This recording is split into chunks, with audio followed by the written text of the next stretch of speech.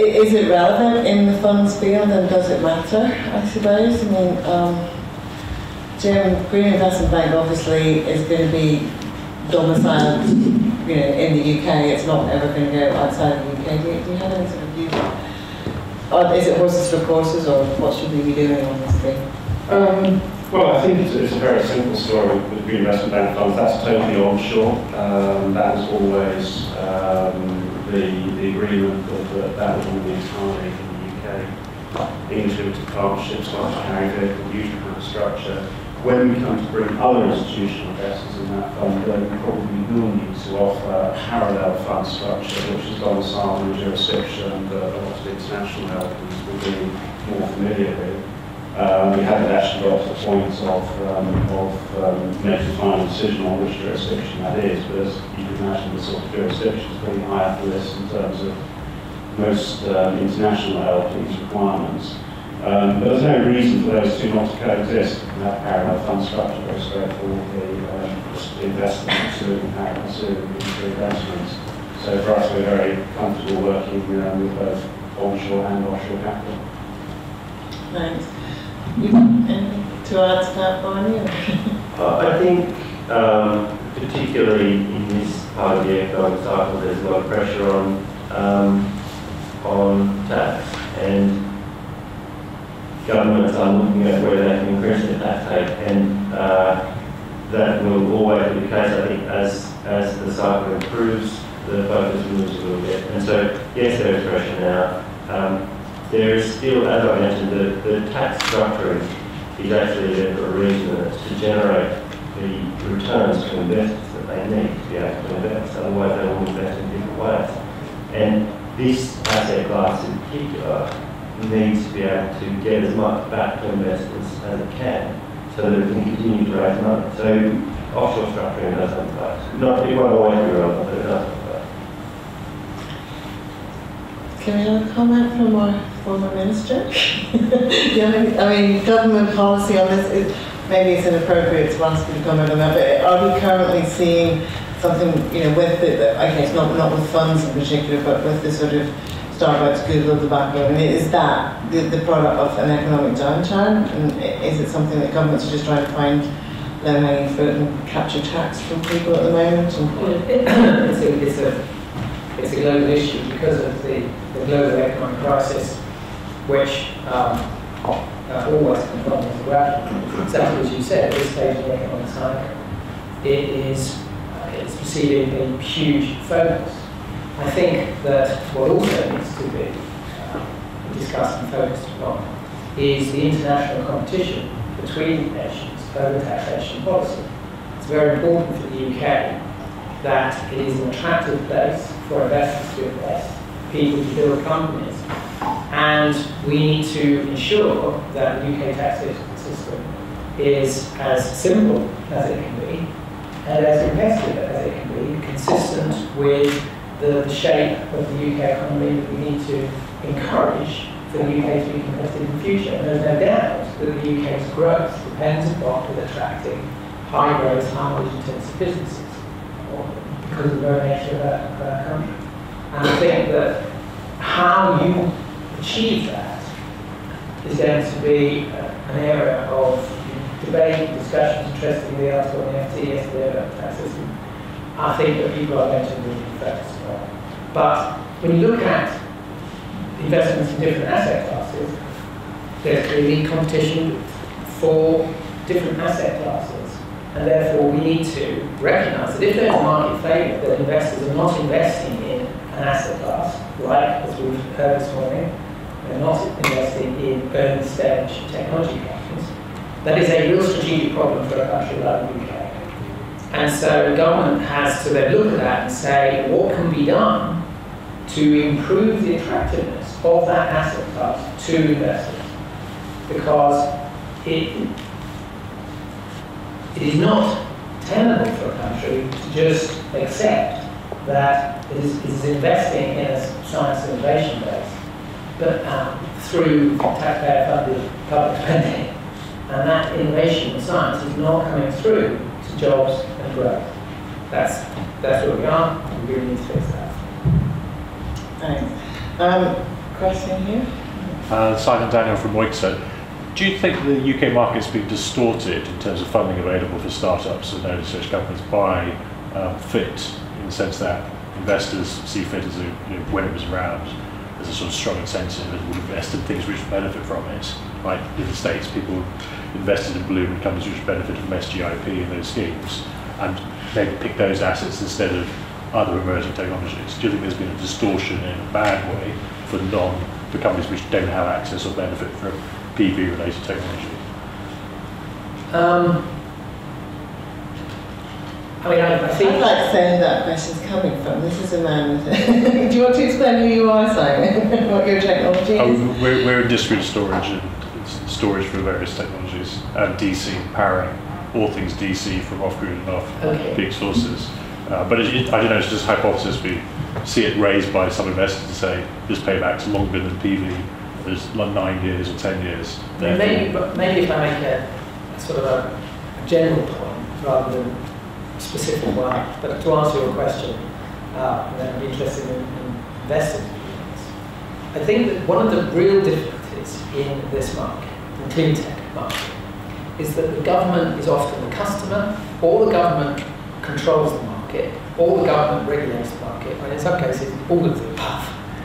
That means that the government determines whether or not there is a shift by the nuances of the signaling it makes. Because often in these markets, pricing indications of market size are not fundamentally set out through long-term policies. One of the challenges that we have that comes from democratic government is that you have parliaments, there is in the United States, US government, or here in Europe, which have a lifespan which is way short of the investment horizon for those technologies. Problem with the type of technology we're talking about, very capital intensive, and the point where you overcome the technology risk, you had to spend a lot of money. So what we have to do is get cross-party consensus about those policies which are fundamental to answering those strategic questions. And then make sure that if there is a bias which is being introduced, which is going to cause a shift of capital, then that will stand the test of a change in government, because you just cannot make the returns fast enough to be able to take an investment decision. You've heard several times people say, well, we're not investing in that because we can't rely upon what government policy is going to be. There's so much of green tech which relies upon government policy. That means those areas of green tech are getting that investment. That's not an easy thing to do, but it must, I talked about electric cars. That is one area of clean tech where there is, I would say, a cross-party consensus. You can expect legislation around carbon emissions to follow a pattern. And I think that is then having an effect on the car industry and the EV supply chain, because they see it doesn't really matter who wins in 2015. The policies are going to be maintained. What do you say? Any investors like to add anything to that? I think just on the FIT comment that you made, I think investors love feed-in tariff projects because they are simple to understand, they're low risk. And so we saw loads of people running after certain projects in the last few years. That's now no longer available, well, partly because EIS can no longer invest in FIT projects. But that's an example of a simple, low-risk return. People love that. And I think the venture deals are much harder to explain, they're much riskier, there's no yield. It's just that I don't think it's comparable money. I think that money running after FIT projects is not money that would otherwise run after technology. Have you seen a distortion to say UK has less successful fuel cells companies because the investors go elsewhere? I think the problem with some fuel cell companies is not so much where the investors are going, but where the market is. That there are some niches where fuel cells work now, but many fuel cells, there's great technology, but the market isn't quite there, and it's very hard to have more and more money going in to keep it going until the market catches up. Jim, you look like you want to say something. Just very briefly, I mean, talk about government. I mean, I think that there's another fundamental distortion that got to all the problems, which is the 10-year closed-end fund, which is how venture capital plus capital structures since time immemorial. That is not really fit for purpose going forward. And there's an awful lot of investors, particularly institutional investors, who are not going to buy it going forward. So you've got to cope with whatever the government policy, the timescales, etc.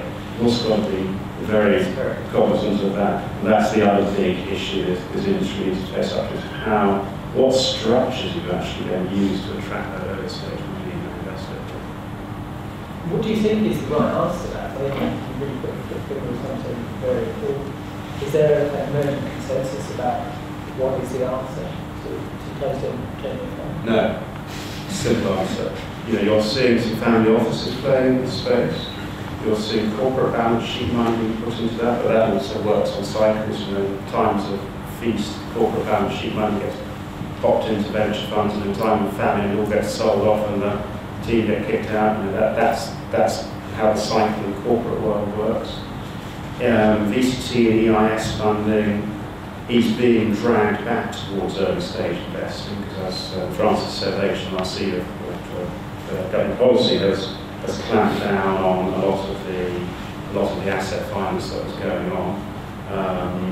You're seeing a lot of angel rounds for some early stage companies, people taking money in, friends and family rounds, high net worths in the local area through the INS round. There's quite a lot of sort of Series A rounds being done that way. The question is what happens when you need a 5 or 10 million Series C round. That's the bit that's quite hard to answer. And that's the secret, isn't it, to getting decent returns from venture. You need to have investors who can put in that seed, that Series A round, and then can be there through the subsequent rounds. If the food chain is not complete, you all fail. Right. That's the key thing to realise. And I think in terms of the incubation of technology, I just think, so looking at this not as a minister, but as a technology entrepreneur, one of the things that really struck me when I was science minister, and has only gone on to be reinforced since coming out of government, is the quality of the science and engineering opportunities are just getting better and better and better. And if you're in the business of looking for assets which are cheap at this stage of the cycle, science is cheap at this stage of the cycle, you can get tremendously high quality science. Because it's very hard to get funding for that, I think we need new structures which enable a number of different technologies to be developed as projects, getting some kind of efficiency of overhead allocation to support the development of those technologies, rather than actually having special purpose companies for each one. And being able to gestate these technologies with a better risk return, because but in terms of, I do think we'll look back on this period as a time when never has the scientific opportunity to invest. And for intelligent investments made now in those early stage sciences, which are coming out of universities, taking a 10 to 15 year view on those will be seen as a very smart investment, because the science base was very well funded through the boom years. The universities have been stronger. Do you see sort of the IP groups and Imperial Innovations as similar, being able to do that, or are other vehicles needed as well? I think those were good. They had mixed success, I would say. Again, they need to get to a scale to be able to follow on with their winning technologies. But one of the things that they did, and they did very innovative deal with the University of Oxford. I was running a spin-out company for Oxford at the time, when that deal was done, which really worked for Oxford, really worked for their thesis, and in some ways improved the risk-return ratio. I think it's those type of things which encourage the working together between different institutions. So Imperial Innovations, getting Oxford, Cambridge, London, collaborating in terms of approved investments. They're raising about 140 million, but it needs to be $1 billion. That's the thing. And finding a way of structuring that, I do think there's a role for government in that. I think there's a role to make sure that there's good integration of those early stage funds with the transition into later stage funding. You need to sort of break down those barriers between the later stage fund like yours and those early stage funds, such that you get that efficient transfer of good technology with good management, because the key to getting good managers to run good science and technology is to have confidence over funding. Good managers will not go on no matter how good the science is if they're worried about whether or not they're funding. Can Do you I want just to make a comment very on that? small comment and suggestion on that? Very interested in PCC and the observation that there's lots of IP sitting there. You've got the IP groups at the university really well. There's actually lots of bundles of IP in startups which, you know, CMR does something, Ceres does something, can't get funding. The Welsh company made 3D chips and took lots of money, couldn't get funding and stopped. And a company called Lexen invented flexible tablets 8 years ago, couldn't get funded on AIM, went bankrupt or lost its money. Surface is launching all that technology for Microsoft in every tablet next year. So there's all these bundles of things which are really cheap assets, like basically free, Yes. but they're lost because the companies can't keep them going. That's kind of a role for, you know, the government sets up a PCC and dropped all these potential clusters of IP which are very cheap. They're sitting there and kept them for 5 years. That would actually be an interesting role because, you know, there's thousands and thousands of patents which are actually pretty good. We're ahead. I personally have a couple of dozen US patents on flex screens and things, but you know, they're sort of sitting there expensive to keep. But if the government, when the companies are sort of at that can't get funding stage, has a mechanism of keeping some IP in Britain, sort of in the library for a few years, that might be kind of an interesting opportunity to actually preserve some of the intellectual capital of the country. I think that's a very good idea. If you wanted to follow up on that with me offline, I'd be really interested in that. I'm also interested in one of the other things that we did,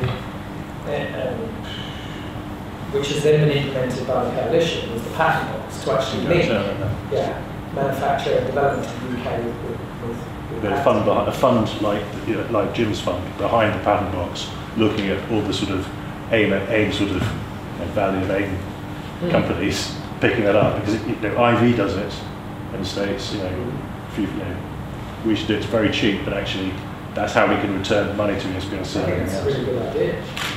But I think you touched on a good point, which is there's a chicken and egg here, which comes first, the strong management team or funding.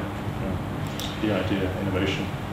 And what Europe, we can all sort of sit here and theorise why European venture track records are not as good as other parts of the world, but management teams is one big fundamental part of that.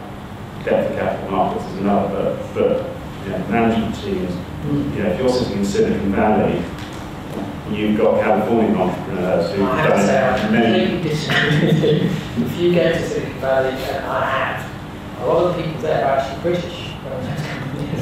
I mean, Jonathan Knight, for example. but is that the fault of the They go to Silicon Valley because that's where the science is and that's where the money is. In my case, Biotech's been out of Oxford University in 1993. We went and set up a lab in Silicon Valley because we wanted to have access to that universe and creating that transatlantic biotech company really accelerated that development. I think that the management quality goes to where the opportunity is. And Silicon Valley happened because of the US defense industry. And if you look at Silicon Valley VC funds, they were in the right place at the right time within certain cycles. So they built up huge networks and capital. What we need to do is recognise that's the reality and create an environment whereby the key asset that we have in Europe, and particularly in the UK, is our creativity and our science base. What we've got to do is find a way of keeping those management here, and the key to that is to make sure that the money's here to enable them to actually develop those companies here. Because what we're seeing is that they go to these international centres, management is very low. So the brain drain, we want to avoid the brain drain. Yeah, and I think and we saw that, I think, at certain stages. I think if you go back to the time of 1998, 2000, it was a real buzz here in the UK. And people had felt that all of these things were fixed, the Americans do. So. But I think the point in front of it is European track records are not that great. No, they're not. Which is the fun. That's the point I'm trying to make, and that's what future capital looking at this sector will see. And it has done for years. The track records are not that great. So we have to come up with a new proposition that the LPs will go, okay, so that's not like it was. This is different, and it's different in a better way. but the fundamentals are strong. And what are the fundamentals? The fundamentals are the quality of the base technology is good, the intellectual property cover is good, management is good, and there's big deep pockets across a diversified portfolio of technologies with the length and time to be able to do it. It is really urgent that this is done. This is, it's essential to the future success of countries like the United Kingdom that this conundrum is solved. This chicken egg problem has got to be resolved. I think we're going to take one last question from Minch. Because he's been waiting patiently. And then I think we're going to have to run out again. Very relevant theme as well. I guess what you're all sort of saying, and we knew that anyway, the hurdle is very high at the moment on VC investment. I guess I would like to get some idea of the flexibility perhaps on some of the criteria which you use. So Zook, I think you mentioned 10 million of revenues, LCIF, it might be just some sort of revenues because it's earlier stage. Sometimes companies, they need financing to deliver revenues. It could be just credibility visiting customers, it could be actually funding working capital. So there's a small chicken and egg there. But I guess I wonder, are there any sort of situations where contracts or LOIs with a high level of confidence which imply future revenues might be sort of taken as a proxy for revenues, and then what's sort of nature of those sorts of things, as opposed to, no, we need last year we had trading revenues of 10 million or whatever. From our point of view, I think the on the lower end of that threshold, it's obviously very dependent on the business model. There's a lot of flexibility in there. A certain level of revenue for a software company is going to mean a completely different thing for a capital equipment business. So when we're looking at businesses, we are always looking at them with that flexibility in mind. For us, the 10 million is indicative, really. We can go below that in some cases, but typically we're actually looking for businesses that are quite a bit bigger than that. So we're generally not sort of playing around the bottom end of that threshold. I think, so that's one point to make. Another point is that, yes, we often do look at, the point of this threshold is for us to be able to say that a business has reached a point where it's at a stage in its life where we can invest and it's the risk profile that we can take. So that typically will come through revenues, but it could also come through, as you mentioned, contracts or whatever else it might be that might get us, get us comfortable that the business is where we need it to be. I think from LCA perspective, we certainly do invest in pre-revenue companies, but we do need to have the good level of certainty that there will be revenues in the short term. So contract is great.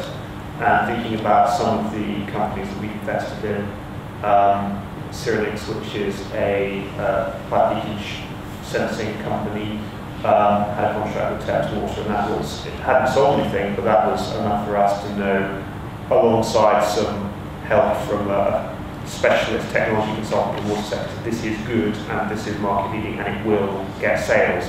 That's enough for us, but we do need to be it needs to be a product which is ready for market. We're not that happy in investing in something that's in the lab and needs 2 years to turn into a product, because that could be an awful lot of money to turn into something real. And so pre-revenue is fine, but it needs to be a product. We invested in one pre-revenue company this year, which was a spin out from Manchester University called Argia. It's got a really nice piece of IP. It's got a market, one particular market that's actually crying out for technology. But actually, most importantly, by far the most important factor was persuading us to do a pre-revenue investment that's got a strong good management team. And that's the clincher. So if you've got the management, it's okay. You've got to just get all the pieces of the jigsaw are best, but if you've got some of the pieces of the jigsaw and some of them are very strong, then we can. Management's what puts the jigsaw together. That's a good way to end it. Thank you, Jim. Thank you all very much.